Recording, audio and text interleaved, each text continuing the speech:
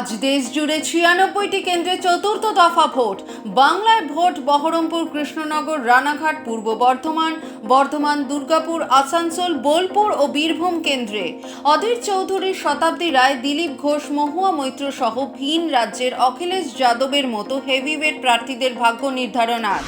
খুচরো-খাচরা অশান্তি ছাড়া চতুর্থ দফার ভোট মোটামুটি নির্বিঘ্নেই শেষ হলো। সকাল থেকেই বুথে বুথে ভোটারদের লম্বা লাইন। বহরমপুরে অশান্তির ছবি উঠে আসে। মন্তেশ্বরে আটকানো হয় দিলীপ ঘোষের গাড়ি। অশান্ত এলাকা।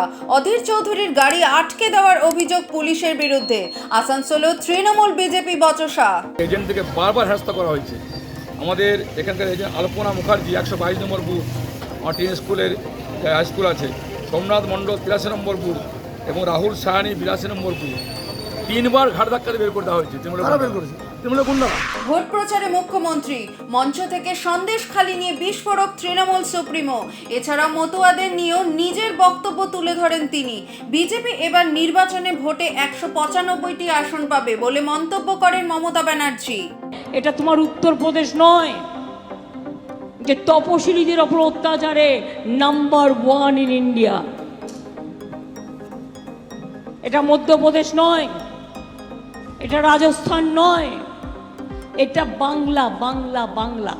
এটা রবীন্দ্রনাথের বাংলা, এটা নজরুলের বাংলা, এটা রামমোহনের বাংলা, এটা বিদ্যাসাগরের বাংলা। কলকাতা হাইকোর্টের দ্বারস্থ প্রাক্তন বিচারপতি তথা তমলুকের বিজেপি প্রার্থী অভিজিৎ গঙ্গোপাধ্যায়। গত 5ই মে তমলুকে অভিজিতের বিরুদ্ধে খুনের চেষ্টা, হামলা ও ভাঙচুর সহ একাধিক ধারায় অভিযোগ দায়ের করা হয়। অস্ত্র আইনেও মামলা হয়েছে তার বিরুদ্ধে। ওই এফআইআর খারিজের আর্জি জানিয়ে আদালতে দ্বারস্থ হন অভিজিৎ গাঙ্গুলি। দুর্বৃত্ত বহিরাগত মুক্ত কলেজ চাই, এই দাবি তুলে কলেজের বাইরে রাস্তায় বসে প্রতিবাদ যোগেশচন্দ্র চৌধুরী কলেজের অধ্যক্ষের। দুর্বৃত্ত বহিরাগত মুক্ত কলেজ প্রাঙ্গণ চাই পোস্টার লিখে প্রতিবাদ। থানায় লিখিত অভিযোগ দায়ের করেছেন অধ্যক্ষ পঙ্কজ রায়। ঘটনাকে কেন্দ্র করে শোরগোল কলেজ চত্বরে। কেতুগ্রামে তৃণমূল কর্মী খুনের ঘটনার নির্বাচন কমিশনে প্রাথমিক রিপোর্ট পেশ পুলিশের। দুষ্কৃতীদের বোমাবাজিতে খুন হয়েছেন কেতুগ্রামের মেন্টু শেখ। ঘটনায় গ্রেফতার 2। স্বামীর মৃত্যুর নেপথ্যে দোষীদের খুঁজে বের করতে পুলিশের সঙ্গে কথা বলেন স্ত্রী তুহিনা খাতুন।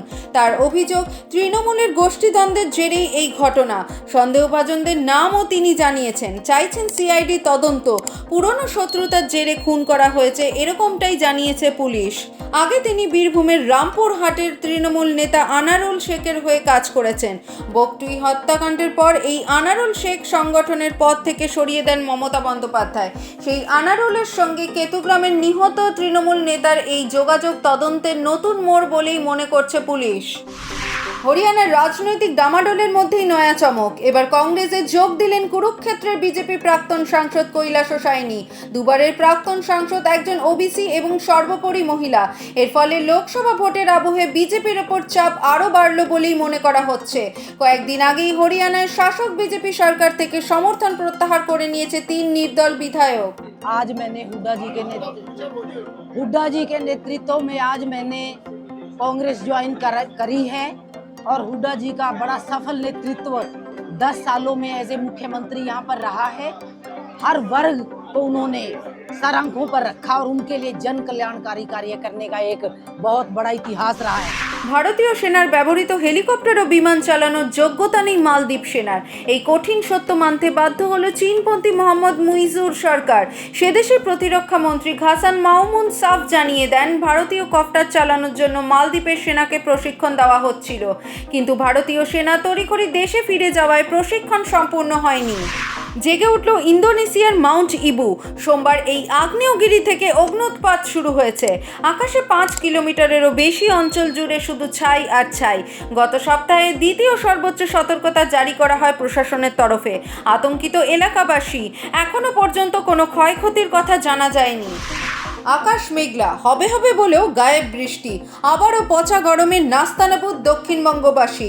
আবহাওয়া অফিসের খবর অনুযায়ী আবারও বাড়বে তাপমাত্রার পারদ। বৃহস্পতিবার থেকে খাতায় কলমে বিদায় নেবে বৃষ্টি।